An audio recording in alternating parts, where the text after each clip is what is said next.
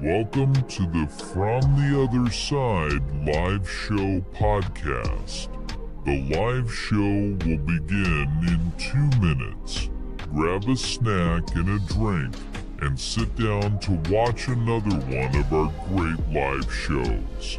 If you haven't yet, please subscribe, hit the thumbs up, and share the live show video link. Enjoy the show.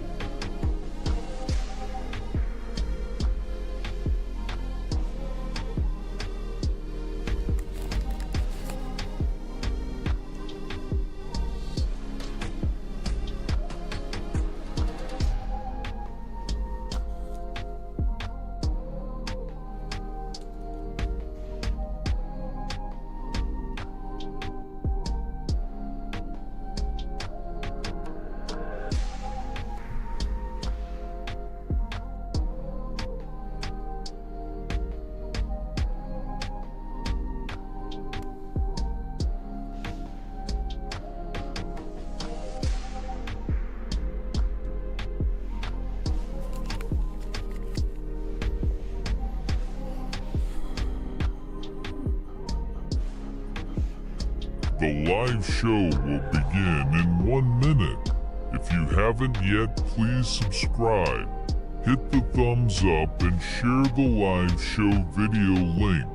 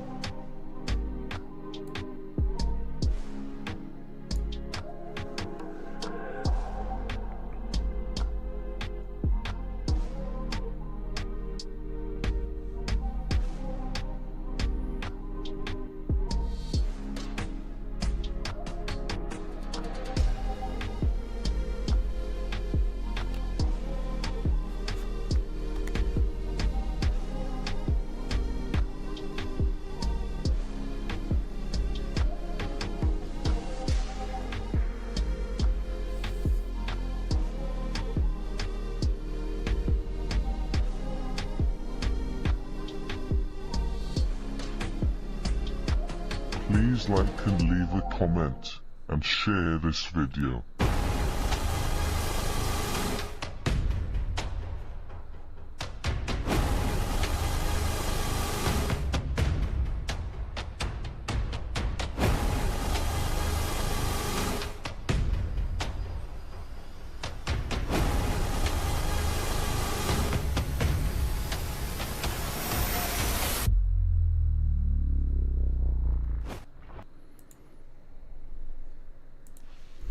Hi everyone, welcome to live show 125, the Natron Theory, the recipe of the impossible blocks of the megalithic world, streaming straight from Minsk, Belarus. Tonight we're diving into the ancient mystery of how these massive stones built wonders like the Great Pyramids, Machu Picchu, and I'll ask this guy all about the other locations across the world. And I'm stoked to have Marcell Fóti, author of the Natron Theory, joining us to share his groundbreaking ideas. His book, X account, and website are in the description below. And I'll review the book on our Substack channel tomorrow. So grab a seat. Hang on. So as you can see, it's just past 8 p.m. here in Minsk. So grab a seat, hit that thumbs up, and let's get started with no stars required. Let's do it.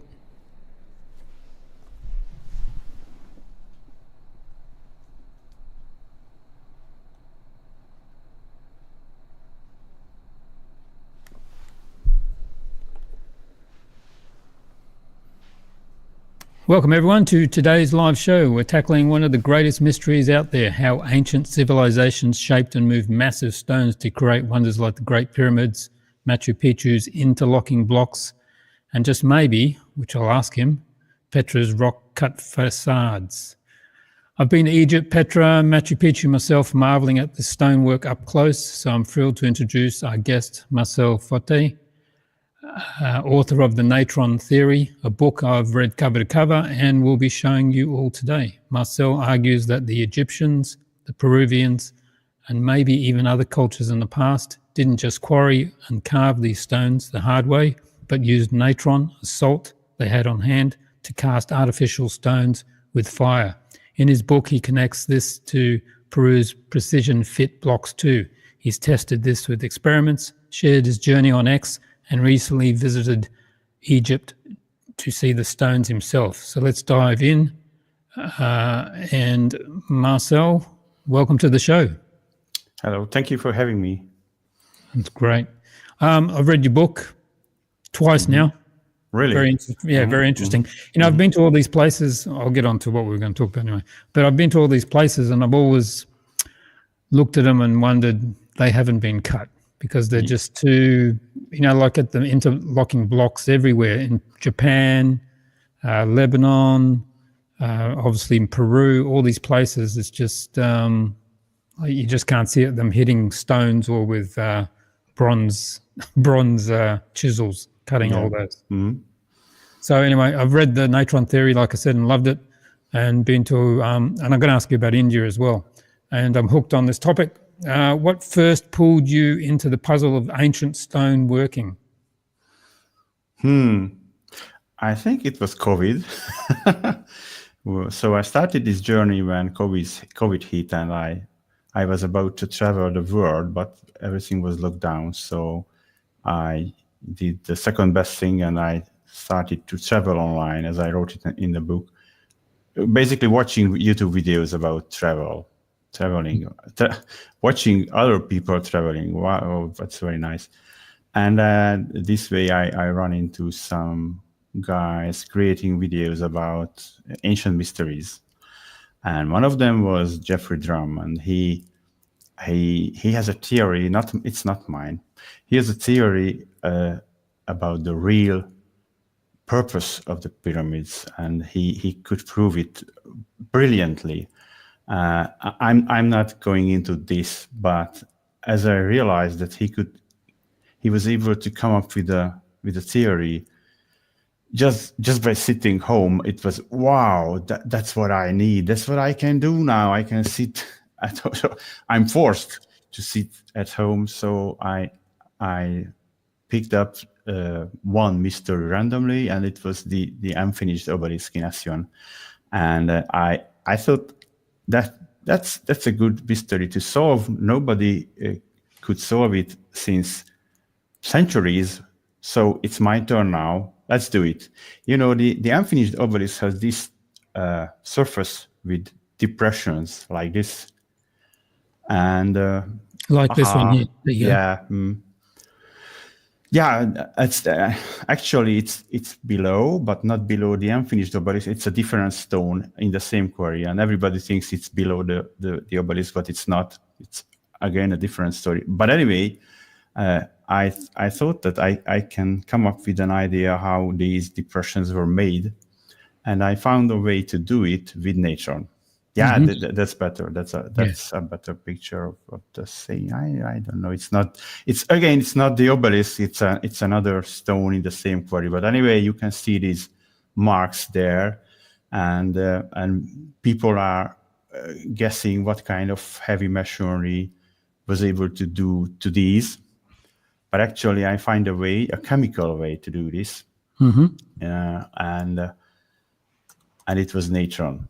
And what's fascinating with natron is that if you chemically etch the stone, it will fall apart, disintegrates, and the end result is another chemical called water glass. And water glass is something what is very important today, because this is the basic of artificial stones today, so-called geopolymers. So geopolymer gurus are using this substance, water glass, to create their magic artificial stones. And guess what? if you chemically etch the granite there, you will end up with water glass. So it's basically the same, and the idea should be the same. What do you do if you bump into a material that can create stone? You create stone, right? Yep. It sounds, yeah. Now this one is the obelisk, yeah. And as you can see, there is no undercut. So this is the obelisk, and at the bottom of the pit there is no undercut. So this is and just, you can just see these something. scoop marks on the bottom and on the top there. Yeah, the scoop marks are there, but there are no undercuts. So basically, this is there is no sign that ever they plan to lift it from the pit, because there is no undercut, zero. It's not there. It's not at this stone. It's at a different stone. Yeah. By the way, but it's just a small detail. So yeah, and I started to play with water glass. And I studied how modern people create artificial stone with this water glass thing, and they are using basically a source of aluminum. And if I find an ancient source of aluminum, that's check mark, and I can create a stone. And that was the hard part, actually, because aluminum was not invented until the 19th century or something. So how can you get aluminum in your hands when you do not know what it is? And it turned out that wood ash can contain, not all plant ash, but some plants, wood ash, contain aluminum oxide, and that's enough to create a stone. So my basic recipe was water glass plus wood ash, and it creates a blackish gray stone. I have some here, like, where is the camera? Like this one. This one. This is from wood ash and water glass. So that was the first step. But it's a long story, so it opens a Pandora's box, and now I'm working with limestone, which is a different class of stones, the white ones. And actually, you can create limestone as well using natron as well. So natron is a universal substance to create these kind of stones. Marvelous! It's a magic. I know from your book it's been a passion project. Like you've said, what drove you to write the book itself and share it with the world? First of all, a deadline. I thought, and I was right, that if I force myself to write a book, I will understand my theory better. So it's one thing to post posts on social platforms, and it's another level to take the responsibility to say, hey, it's true, hey, it's that this is the way they did it, and I'm fully behind it. So it's not some nobody writing random posts anymore, but it's okay, it's not the truth, but it's a serious theory this way. That was the motivation. Can you explain the heart of the Natron Theory simply? How natron and fire could cast stones instead of traditional quarrying, which I, when I saw at the sites. Yeah. Okay. So as it turned out, if you can heat this, step one, what is natron? And natron is a salt. And it's not the usual table salt. It's not for your cooking. It's a different kind of salt. And magically, this salt is everywhere in Egypt, even in the desert. And there was a mine, a natron mine in Wadi El Natron. And they used it for several purposes, like mummification, washing their teeth, whatever. They used it for at least 10 different things. And this natron thing is also important today. This is I'm creating a stone from pine ash. Pine wood. No, but anyway, so natron is very important today, even if you don't know about it, because if you look at your screen or if you look out the window, what you see is so-called natron glass. So, or our glass surfaces are from so-called natron glass, even today. And natron glass is nothing else than natron plus sand plus some limestone cooked together. So, yeah, and there are other usages of this natron thing. For example, I realized later that we modern humans are using it to recycle computer chips. That's mind-blowing. You have a computer chip, which is a silicon, and a lot of metal, precious metal gadgets on there. And if you want to get rid of the silicon and get back the metal, you have to destroy this silicon. And they are using natron, molten natron, to destroy the silicon in the chip as to recycle the metal content. So basically, if you heat up this salt to 851 degrees Celsius, it will eat quartz.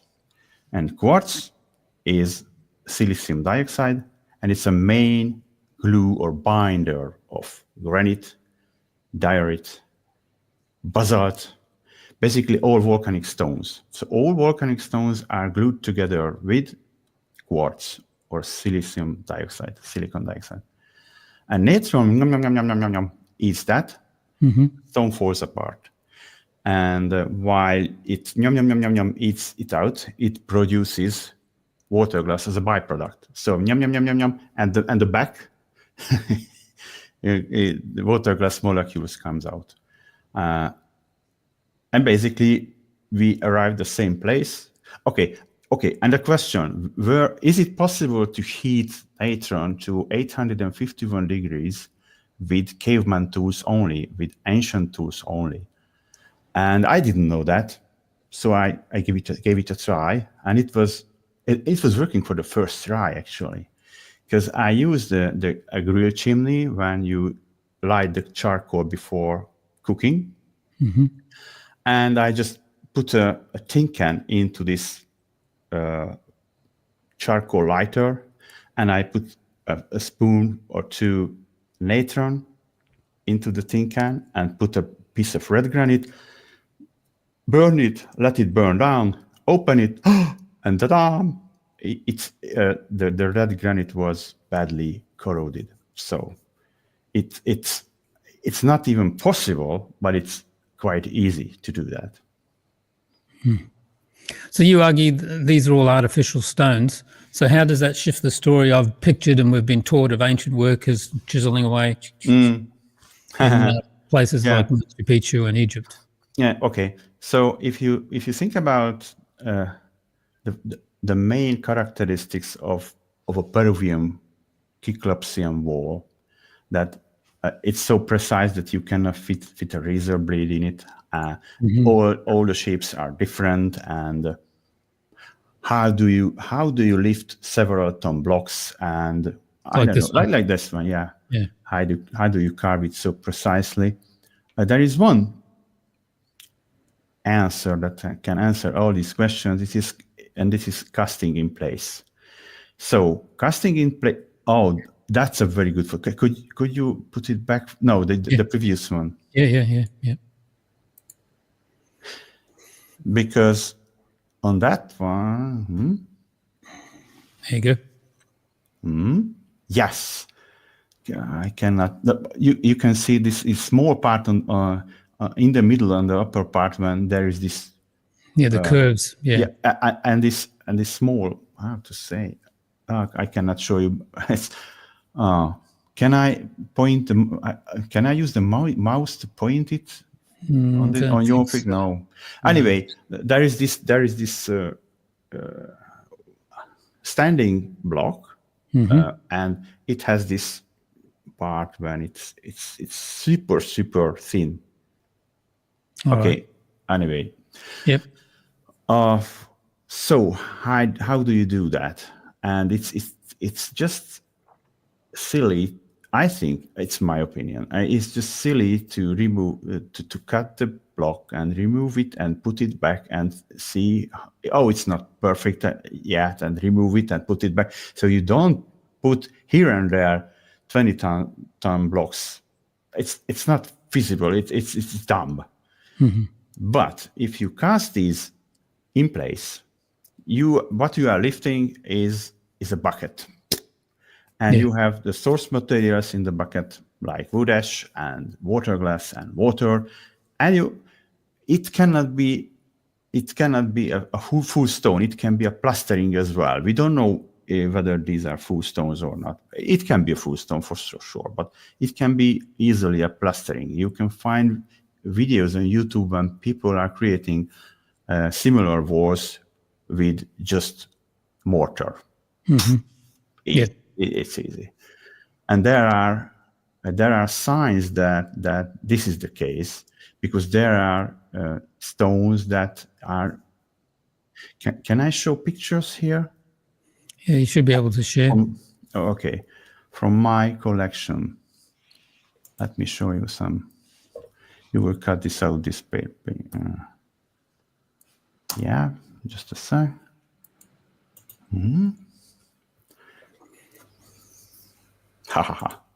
This one. This is in Peru. Let me try to share my screen. Oops. No. Yeah. Poof. Do it. Can you see this one? There you go.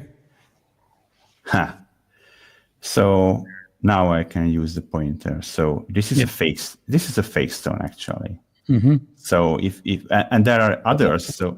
So I have a small collection of these, showing that this was a casting. Let me find another one. Where is it? This one as another good example when you put something heavy on the stone while it was soft, and it was soft because it was a kind of a concrete, but not with Portland cement, but with something else. And where is the? This one is with textile imprints in there. You see, so it had a special mold or support or something. Yeah, like formwork, but it was like material. Yes, this one, and also it was in Peru. I've seen in Machu Picchu some like that too. Sorry? I've seen in Machu Picchu some. With some I have a stone from this one. For example, this is from Machu Picchu, and you can clearly see that these are the signs of wood beams pushing, holding the material before it hardened. And then this one, this is thank you for Giacomo Longato. This is when you see a filler stone, a stone inside a stone. This stone is called the pregnant stone, having a baby. This is another one. So there are gazillions of signs that these are fake stones. But if you this one, that was I was looking for. You see, can you see that? Yeah. So if it's a chiseling, then this guy was either drunk or an idiot. Why do you chisel this sign? So it was just a plastering work or masonry. And that explains some of those perfect holes as well. They would have put like a round sure, drill sure. Not actually drilled through. Yeah, what kind of drill did you use? Nothing. You used a stick. Yeah, sure. Yes. Yeah. Okay. Let's stop this for now. Go back. Okay. So your experiments in the book blew me away. Like I said, I've read it twice now. Can you walk us through one that really clicked for you and what it showed on your experiments? One of my experiments, step by we- step. You mean? Walk us through one that really clicked for you, like oh, this is it. Actually, I'm playing now with limestone, and limestone, also using Natron in a different way, showed me something else, a eureka moment. So there are these protrusions, these knobs everywhere in Egypt, in Peru, at the bottom of the stones, and I had this strong gut feeling that these are somehow related or connected to letting the water out from the stone. Yep. And when I started to play with limestone, I realized that you need water to mix, to create the mix, because without water, the chemical reaction just simply won't start. So you need water. But after that the chemical reaction started, you actually don't need the water, and the stone will push it out from itself. And if you do it in a closed space, your stone will not get hard ever because of this excess water. It will be like a sponge or a pudding. But if you cut a hole at the bottom and you let the water leave, then your stone will harden. And this is because if you create a modern concrete from Portland cement and you add water, that most of the 50% or more of the water will stay inside the concrete, because the modern day concrete is so-called a hydrate. So the water will be in there in some kind of chemical compositions. But the old ones, like limestone or artificial granite, they push out the water. So when the chemical reaction run down, water will be unnecessary and ruin the stone. And seeing this in life in my plastic box, that my mix is pushing out water.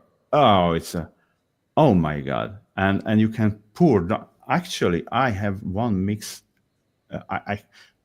Can I run over? Let me see if I can show it to you. That'll be great.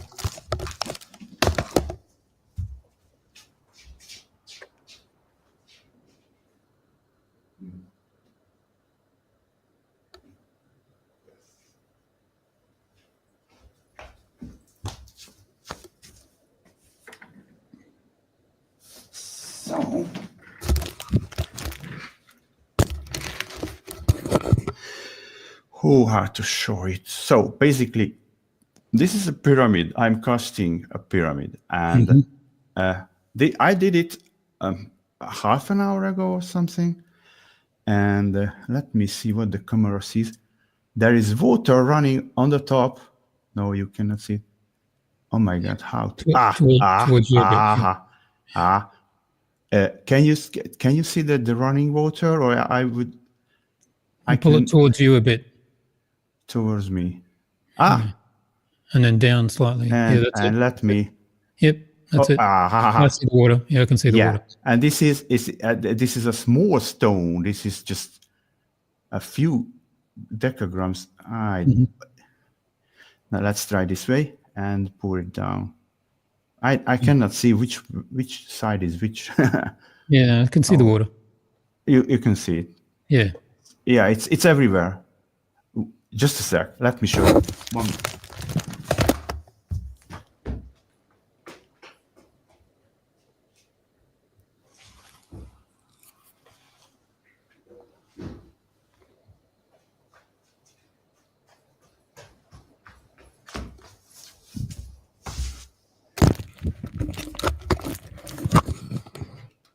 And here's a better demonstration. I was stupid. I didn't realize. So this is my cast pyramid, 20 minutes old. And look at this. Yeah, I can see the water. Yep. Yeah. It's giving back water unnecessary water. And Yep. this is the running water. And if you don't let it go, you will end up with a pudding, and you cannot build the next layer on a pudding. You need hardness to do the next row. So basically, artificial limestone is this kind of animal that you need the knobs to release the water. And another stone is like this. This is artificial granite. I have a video showing me squeezing out water from the granite. And it's a big eureka moment, because there are these crazy theories that the knobs are there to lift the stones. The knobs are there to enter electricity. The knobs are there to, I don't know, but it's that easy. And it's not. You see, so what's really interesting for me is Natron Theory is not a theory; it's a practice. So if I can create these kind of stones, then it's hard to question. Okay, you can question that this is not true, but come on, these things are working. So just trying to grab this one will do. I'm just getting a picture of one of these blocks with the nubs as well. Here we go.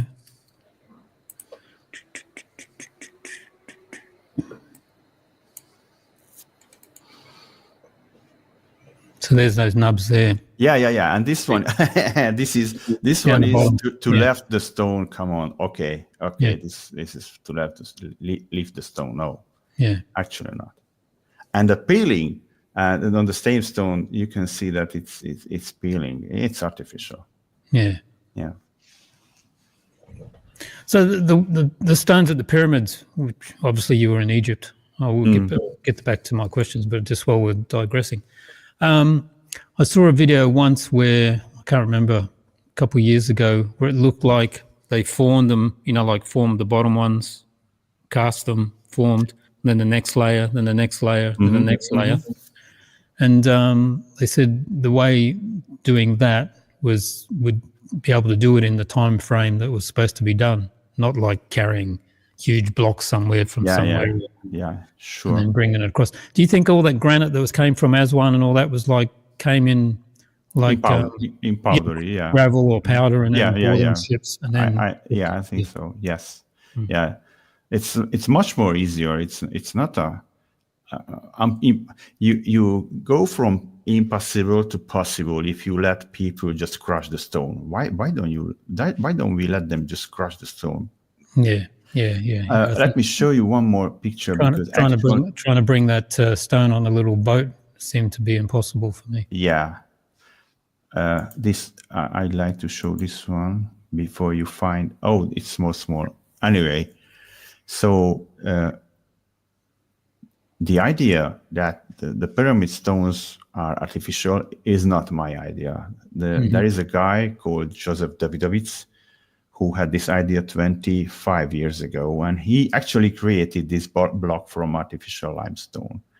And what I'm doing here is using his ideas, and I made a simple formula, but basically I was starting with his formula to do the limestone trick. So not everything is my invention. Limestone is not. Artificial limestone is not. I'm just playing with it, and it's fascinating, but not my idea. Any surprises in your tests that made you rethink things? Maybe about and I removed the waters a few minutes ago, and already more water. Yeah. It's giving away. Yeah, needs to be. Sorry, I'm back. That's right. Any surprises in your test that made you rethink things? While you were doing it? 100 or more. Yeah. So most of my creations are big failures for the first try. I was very lucky that the etching the granite was a success for the first try, but a lot of things are just failure after failure, kind of fake it until you make it. So I have to do a dozen or 50 or 20 different experiments to find the way forward. And just recently I realized that it's complicated. So when the way I create this limestone here is I use natron and slaked lime and mix them together with water, and there is a chemical reaction going down, and it will create sodium hydroxide and limestone molecules. And I thought that sodium hydroxide is waste, and limestone molecules will be good to glue limestone together. But it's the other way around. So it turned out that sodium hydroxide is the glue, and these limestone molecules are the waste. And if I remove this part, I use clean sodium hydroxide, I will have a much better quality stone. And it was, so there are some pieces of the puzzle that you have to fine tune and remove it, fine tune it, and put it back, because I'm learning constantly. Yeah, well, just like that's the best way to learn, isn't it? Fail, change, fail, learn. Yeah. Skeptics might say your setup doesn't match ancient reality. How do you counter that, especially for someone like me who's seen the scale of these places? Wait a minute. So a chemical reaction running in this size will not run in huge sizes or huge. What? I can. Okay, you are right. No, this critic is not right, but pushing me to create bigger objects, because I get it all the time that, okay, it works in your kitchen, in your lab, but it's not nearly as good as, or you cannot achieve bigger goals than this size of, where is a guy? But it's forced. So if you can create this stone, this size, and this is the end, you are unable to create anything bigger. Why? What is this? I don't know. Why you're holding that is, do you think the Momoas in Easter Island were cast as well? Yeah, sure. Yeah. Yes. And this is not my idea, because this guy, I mentioned this guy, Joseph Davidovitz, did an analysis on these stones and found organic material inside the stone. So how organic material can be in the body of the stone if it's not an artificial mix? Actually, he found guano in it. All right. Bird poop. Yep. There is bird poop inside these Moai statues. I don't know in all of them, but the one or two he examined, there is bird poop in the mix. All right. So you went to Egypt recently. So I was watching you on X, and obviously I've been there too, seeing these stones in person. What hit you hardest standing in front of them, in front of these stones and statues? It's a different experiment standing there and crawling into the pyramids. Yeah, it's definitely. Do you think these statues like these ones? I'll just show you something. Where are we? Do you think that was cast as well? Let me see. Yes, that's a good question. Watching the size of this, I was there and I was looking for the signs of casting. I honestly tell you, I couldn't see anything strange, but the sheer size of this tells me that it was a casting. But I admit I couldn't see any evidence of this one. It's where is it?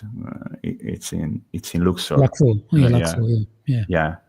What I can tell you is I'm able to create this kind of stone in small quantities, okay, Mm-hmm. but I will create bigger ones because there is a way to this, yeah. But this has veins, as it's in Luxor Temple. I Yeah. remember this guy. Yep. It has veins, and the most strong critique is that how veins are formed in an artificial stone. And I don't know. There are geopolymer experts telling that this can be a defect of the stone over time. Mm-hmm. But when I create these guys, and this one half years old, it's nothing. It's uncomparable to the thousands of years of this one. So it can be cast, but I'm not the one who will explain the ways. And they could cast it with this stone as well. Yeah, sure. Yes. Yeah. Yeah. It makes more sense than actually trying to carve it with a bronze chisel. Yeah. Or a rock, as they keep saying. They give you those round rocks and say that's how it was done. It's like, come on, really? Actually, I saw see some signs of casting. It was in Istanbul 2 weeks ago. Let me find this one because there is an obelisk in Istanbul, brought there by some. What is it? Okay, some less famous emperor of Rome, and this obelisk broke in Alexandria, and they left 1/3 of it in Alexandria, and they just moved 2/3 of it to Istanbul, Byzantine back then. And if you look at it, let me share the screen. You can see it from below. Can you see that? And yeah, this is broken in the middle of a hieroglyph here. And as you watch it, you can see that there is a layer of outer stone or granite here, and there is another mix or something inside here, and it's everywhere. So it's a layered structure here. There is a hole here and there as well. And you go around, and this is the whole obelisk in Istanbul. And that's not important. This way, go around.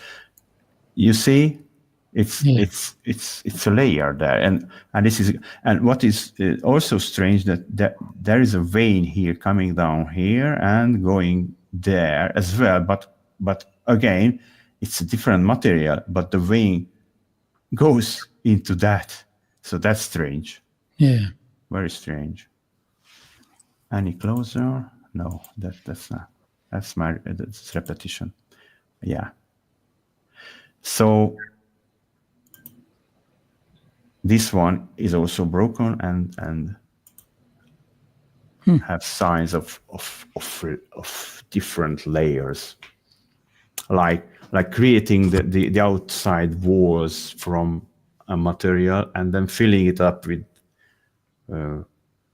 worse quality material or something like this. Yeah. Did any site in Egypt, like the pyramids or a temple, stand out to you more in person than you expected? Like, like being there? Like, I've walked around those as well. Like you see them in photos, but actually being there.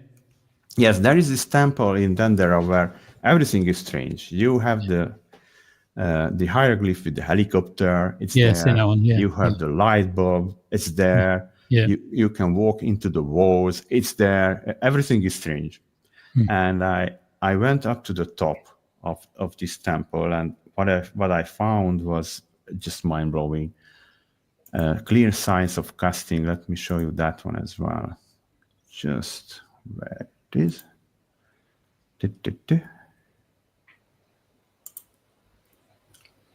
So I'm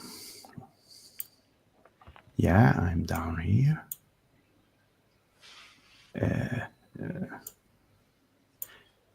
I hope you will edit this video. Here we are. Okay, let me share the screen. So this is on the top of the temple, and as you can see, this is polygonal masonry on the roof. Yep. And what's interesting is these square holes everywhere, a lot of them, a gazillion of them. And this is just when you push a stick into the soft material and remove it. And these cart roots or something, this is just make the surface rough, because there will be another, in ancient times, there was another layer on top of this. This is a middle layer of stones. Yeah. And there are so many signs of this being a casting. It's unbelievable. Have a look at this one. Oh, yeah. Or who the fuck was so dumb to carve this out, and why? And you see these marks when you push a piece of wood in there, as you do it with concrete. So it's limestone concrete for sure. And what's fascinating is that when I found this one and I've seen this one, I realized it's everywhere in Egypt, but people don't know and don't care, and I didn't see it myself in the previous 6 or 7 temples, because you are always watching, looking at the hieroglyphs and the ceiling and the painting, but this one is below your feet. So I'm going down now. This is the light bulb. That's me. And where is the one? There is a photo somewhere. Oops, man, two. Here I am. So polygonal masonry is just everywhere. It's under your feet. It's there. And here. And if you once you've seen it, you cannot unsee it. It's just casting. You see that? Yep. And the precision, you cannot press a razor blade between them, etc., etc. So that was mind-blowing. And another thing is that when I go, it's me inside the wall. If you were you there trying this? Yeah. I was so tired I cannot come out. But anyway, back to the rooftop.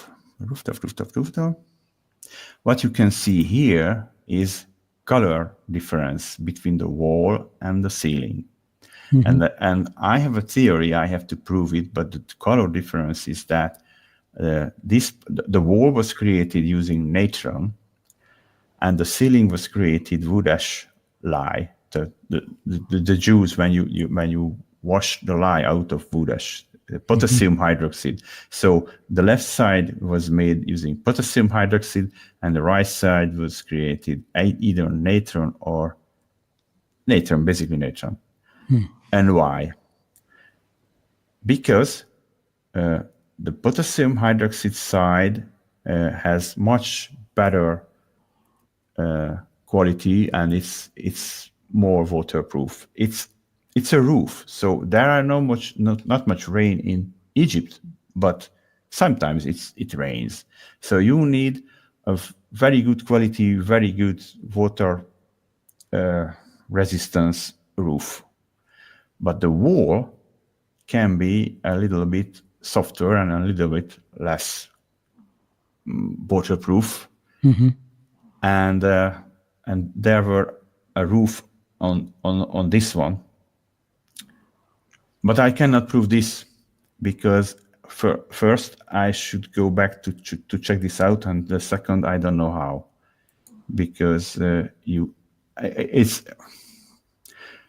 it's a hard problem to tell the difference between these. But it's stupid to think that these were cast, these were carved. Why? No. If these were cast, then the wall was a casting as well, in my opinion. it's hard to prove. When you were there, what's the one moment you shared that felt like a light bulb going off? Maybe something you didn't recognize from a previous visit, like a light bulb going into your head, like, hey, that's it. This one. Mm-hmm. And basically, this is my main discovery, this roof.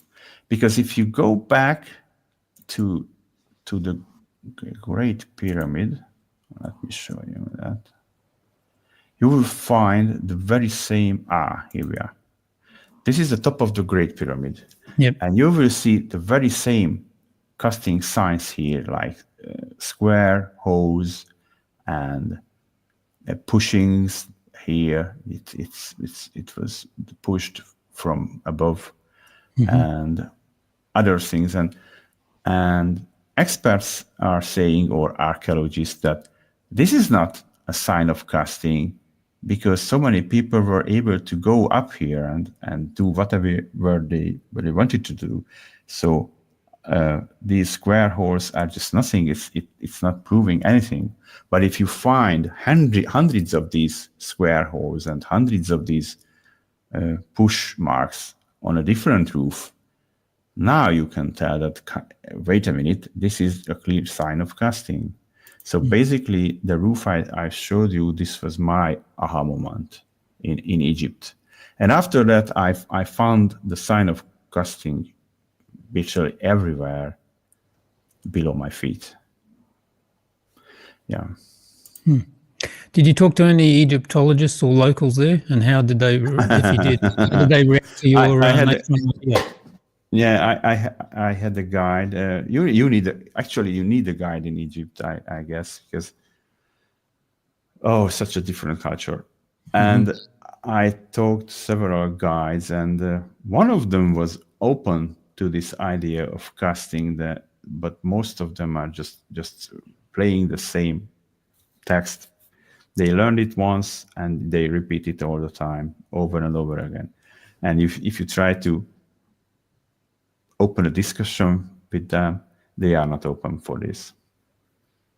For example, I showed one of the guys that the colossi of Memnon are not from the same stone, and he said, yes, they are from the same stone. Let me show you that's mind-blowing stupidity. I don't know. Memnon. Am I sharing my screen? No, I stopped sharing again.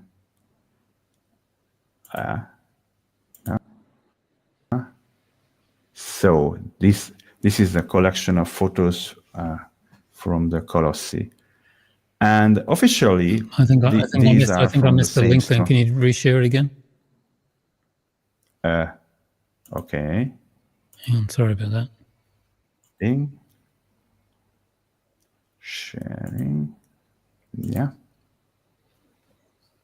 Okay. Can you see it now? Yeah, this one. Yeah. Yeah. So this nice face. So I told the guide that this one is not from one block. You can see it. Yeah. It's carved. It's a little restoration, and he said it's the same stone. Oh my God!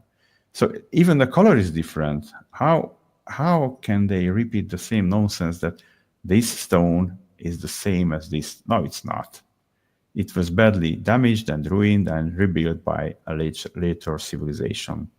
So this is when you try to communicate, to discuss ideas with people from Egypt. Yeah, they don't like any new ideas there, do they? Not at all.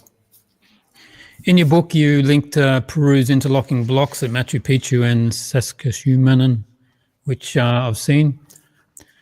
So would they be using Natron there as well? That's a great question. I used to think that they had endless natron source nearby, but it turned out that they don't need to have natron, because natron is just one substance that can do the trick, and it was plentiful in Egypt for sure. But in Peru, there is a special the soil is salty. The soil contains table salt, sodium chloride. And that means that the plants will pick up this salt, and it's everywhere in the plant. And when you burn, for example, quinoa, the seed of the quinoa is not salty, but the other parts of the plant are salty. So, and if you burn the plant at the end of the season, you will have wood ash containing sodium and potassium as well. And later it turned out that you don't need this extra high 851 degrees Celsius to etch the granite. You can go down, way down by using Peruvian wood ash juice or something, and it goes down to 168 or something. So it's kitchen level heat. It's not hot at all, and it's a molten lye, and molten lye will also etch volcanic stones and also create water glass. So for Peru has this special circumstance having sodium in the wood ash. That's why they don't need natron. They can have, why not? But actually they don't need. Their lye is special, so they can cook stones or soften stones, as they say, even on an open fire or in a pot. And this is what I did. Actually, there was a huge debate on Twitter because I softened stone with wood ash lye, potassium hydroxide, and this is the substance that Peruvians had mixed with sodium hydroxide, and this mix has the lowest melting point, as far as I know, to do the trick. This is 168 or something. It's almost cold. It's a soup. So, but there is a salt mine in Peru, so they could use natron, but they don't need to. All right, okay, sounds good. Have you been to Petra? Okay. Not yet. Obviously, Petra's in Jordan, not Peru. I've been there. I went there during the pandemic. There was no one there. It was great, just the two of us. We spent the whole day. There was no one around. Is there any chance to the natron casting stretch to its rock cut wonders, or is that a stretch? You think I'm just like, because if you have a look at, I know obviously everybody's seen these sort of, Can you show? Like that. Yeah, thank you. Okay, the first thing I look at in these sites is the color difference. And you can see a clear color difference. And I was checking who cleaned up this, who washed down this temple and when. Because it's clearly a different color. And I checked the calendars and the literature and the documents and whatever.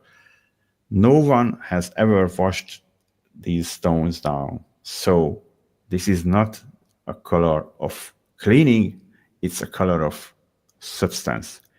And for a chemist, a different color means different chemical composition. So this, it looks like that the temple has a slightly different composition than the rock itself. And this means that there is a possibility, unproven, that the stone was etched down, removed chemically, and then built back like a plaster. And it's not easy to prove, but I think it's plausible. this one here, the same sort of thing. I was able to take my drone, and I got some drone footage from all around that as well. And so you think all these facades and temples and all that were all done the same way? Yeah, I think if they had the technology to do that, why don't use the technology over and over again? Why not? Yeah. One way to prove this is to remove a piece of stone from the temple and try to dissolve it in hot alkali. And if it's dissolves, then it's artificial. If you need molten alkali, then it's original. This is Japan, I guess. This No, is the where Imperial it? Palace in Yeah, Japan. This technique seems to be everywhere, like obviously Japan, Yes. Lebanon and Baalbek, It's South America. Sure. It's just a different, it's just different kind of concrete, but an ancient concrete, I guess. Yeah. So And they where's this? And one more thing that is surprising for me, that I have so many formulas already. That is this notion that you cannot create artificial stone other than concrete, the modern day Portland cement concrete. No, it's just I will tell you this. No, it's just the opposite. There are so many ways to create artificial stone. It's Portland cement and concrete is just one solution to the same problem. There are gazillions of solutions. What about this one? China. Is this one? No, it's not. No, it's the undercut. No, it's not. This is unfinished obelisk again. No, this is Yuyang cave in China. It said. I'm sorry. I'm watching a picture of the unfinished obelisk. Okay. Which? Where? No, it's the unfinished obelisk here. Sure. Could you share it? It was labeled as in China, this one. No, it's not. I was there. Okay. There you go. Fair enough.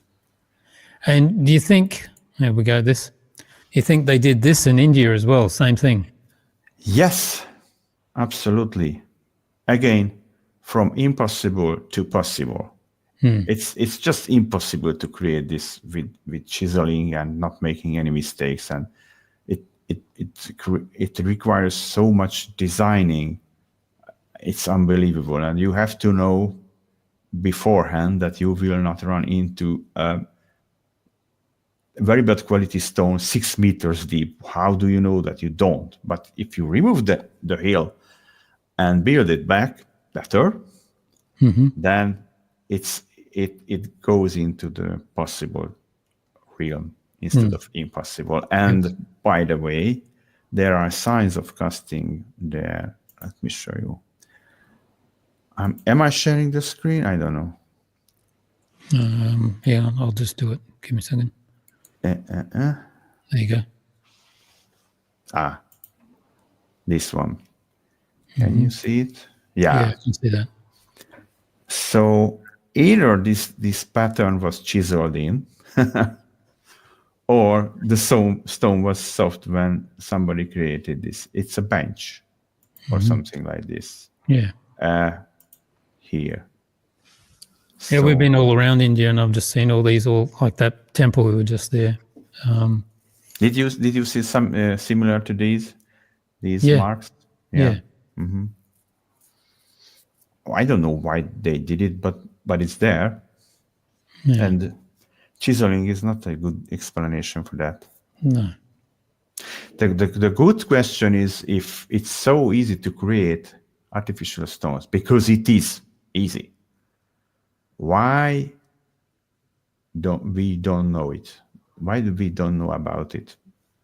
Nothing. Why did we lose that? And when? Technology. And when? Knowledge. Yeah. Do you think that was some of the stonemasons? Yeah, it can be. Stonemasons' secrets originally. Yeah, but they also lost it. So after that, they had this woo-woo and nothing else. Just digressing again, do you think some of the marble statues we've seen in Europe are done by casting as well, or are they done by? I'm aware of a technology creating artificial marble, but I'm not telling that the statues were created this way. Yeah. Until I tried to create one, because my method is to doing is believing. So before, I'm not telling you it's sure before I create a similar, at least a proof of concept of that. And I didn't touch marble yet, so I don't know. But I did touch this Easter Island kind of stone, and I can safely say that it was a casting because it's reproducible in this size, in small sizes, yeah. So, yes, it's possible, but I didn't touch marble yet. Okay. So all this could explain Egypt's scoop marks, Peru's polygonal joints, and Petra's smooth cuts. So all the dots you've connected there, you think it's all the same technology? Yeah, I'm sure. And as you read in my book, I have theories or thoughts about how to discover these things by mistake, without an outsider or a teacher to teach it everywhere, because all of them are related to fire. If you don't require a teacher for humanity to learn how to make fire, lit a fire, then you don't need an outsider teacher to create stones, because these are connected. If you are playing with fire, you are playing with wood ash. If you're playing with wood ash, it's inevitable that you will run into one of the recipes of artificial stone. It's just, you cannot avoid it. Yeah. So your book suggests this knowledge faded. Do you think it was lost by accident or hidden, or given how these mind-blowing places are, still to me? What I'm thinking now, and no proof at all, that this knowledge was not lost 12,000 years ago, not 1,000 years ago, but in the dark ages of in the medieval dark ages, because the temple I was on the roof, this is just 2,000 years old or something. So they were creating castings 2,000 years ago. They knew how to do it. But then, okay, and how do you forget how to cast stones? The easiest way is if you don't do it for generations, then you forget it. So we need a period of time when all big constructions halted, and this dark period of the medieval era seems to be a good candidate. That when everything was stopped because of, we don't know why, but nothing was built for centuries. And after when they restarted building cathedrals and something, that the knowledge was lost, and they were cutting the limestone after that. And maybe in South America, when they went there and the disease went through and killed millions of them, maybe that's lost that knowledge as well. It's just enough to one generation to not do this. So it was going from generations to generations, and just one generation is in the situation that they cannot continue what the ancestor did. The knowledge is lost. It's like going to the moon. One generation would have lost that as well. Yeah. We cannot go back. Yeah, exactly. Because they've lost all that. So any ancient clues, texts, carvings that hint at natron's role beyond mummification that you've seen?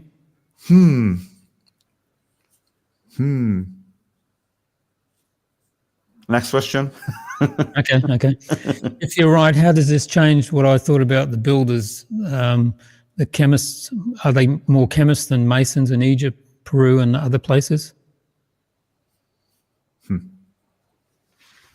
I don't think you need to be very sophisticated. You need to be a human, but you don't have to be a scientist to do that. Not even the ancient times. I'm not a scientist, and I'm just tinkering with wood ash and everyday materials, and I can do that. So you don't need scientists and chemists and priests, and it's just an everyday thing that somehow was forgotten. Okay. It's just everyday practice. Going back onto ancient sites, like we've talked about Petra, Machu Picchu, and Egypt, do you think other sites like Stonehenge too? Yes, yeah. There are scoop marks in Stonehenge. I can show it to you. There is a stone, numbered stone 62, I guess. and you can clearly see the scoop marks. Let me find it for you. When I went there first in the late 70s with my parents, you were allowed to sit on the stones, and walk around them. And last time I was there, they're all fenced off, so you can't get any closer to see them up close. But we have the photos, so scoop marks. I have. Can you see my pictures? I have a collection of scoop marks. Okay. Yeah. Yeah, and this one, this is this one. This is stone. Oh, so small. Oh God. So this one is stone number 60 or 62 with clear scoop marks, and there are scoop marks. I don't know where is it actually, but this one is, I think it's in Sri Lanka. This one is in Peru. This one. Yeah. And this one is in India at Barabar. It's Sri Lanka again. This is Göbekli Tepe, but it's limestone. It's so strange. I don't know it's real scoop marks to create water glass or not. And this is also a good picture of etching the stone on the right side and rebuilding on the left side. Stone 60, stone 59, stone 59. So, yes. Seems to be everywhere across the globe. Yeah. Yes. Okay, you've got a book I've read, Experiments, Egypt Trip, Ex-Posts. What's next for the Natron Theory, and where can listeners grab a copy? I'm going to actually put a link in the description. It's on Amazon. It's easy to buy. Yeah. Okay. And one word about the book: it's not chemistry only. It's not 100% chemistry. You can tell them as well that it's my story about the discovery of this Natron theory with some chemistry for sure, but the story is fascinating in itself, I guess.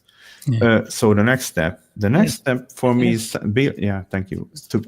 To build something larger, because all I get is that you are wrong because your samples are small. No, you can do it. You can do it small. Let's see a big one. Yeah, but it's not easy. We are talking about tons, 10 tons, 20 tons. Even if I create a 1 cubic meter cube, that'll be 1 ton, won't it? It's more than 1 ton. It's 1.3 tons. Okay. Where exactly to put it in my garden, for example? Okay. How to make the mold? Okay. Where to buy so many natron? It's not that easy in this era to create. It's not a chemical challenge to create something bigger. It's just cultural challenge. I need a place to. I need somebody to accept. You need somewhere near you that's got the land, and then you need like a fundraising to get all the stuff together. Yeah, absolutely. Yeah. And do the work and what? That'll be excellent. So, anything else? I'm on it. Yeah. No, I'm like I said, read the book twice. Recommend it to everybody. The description will be down below for you to buy. And you're only on X, aren't you, or Twitter? Yeah. This is my only social media presence. So and that links in the description as well. Yeah. Anything else you want to say about Natron and your Natron theory? I think my webpage could be a good starting point. If you don't want to buy and read almost 40 pages, 400 pages, that you can find a condensed version on my webpage, natrontheory.com, and I try to create it it's easy to follow. It's like an IKEA. You cannot go everywhere. Yeah, it's one way. Well. It's a one way. You can go through and understand the basics. Cool. That's excellent. Well, thank you very much for coming on the show. Really appreciate it. And you're welcome anytime you want to come on when you've got something new to say. Thank you very much. Especially when you make your big 1 meter by 1 meter block. Yeah. And one more thing. Those what do they call them? And you see them all over Europe. They're like just like pillars of stone. Do you think they were made like that as well? Pillars of stone. What are they called? Oh, I've got a mental block at the moment. You know, like you see a ring of stones, but they're just like a circle of stones, and then they look like almost not pear-shaped, but you know, they start wide down. Menhir? Yeah, them. Menhir? Yeah. Menhir. I was planning to create a menhir this spring. I'm still planning to do it. I'm hoarding wood ash from the neighborhood. I have like 200 kilo wood ash in my basement, waiting for the temperature to be high enough to create a menhir. Yeah.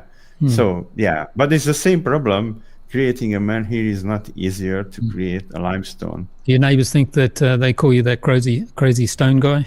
Yeah. I'm that. Yeah, I'm the crazy guy already. It's past tense. Yeah. Okay. Well, thank you very much for coming on the show. Like I said, I really appreciate it. And anything else? Last words? Thank you for last words. Okay.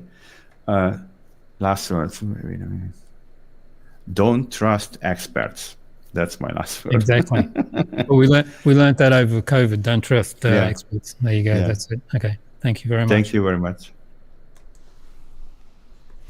Well, there you go. What do you think about that? That was very interesting. Thanks for tuning in, everybody. In the description below is the link to the book to buy if you want to buy it, his website and his X account.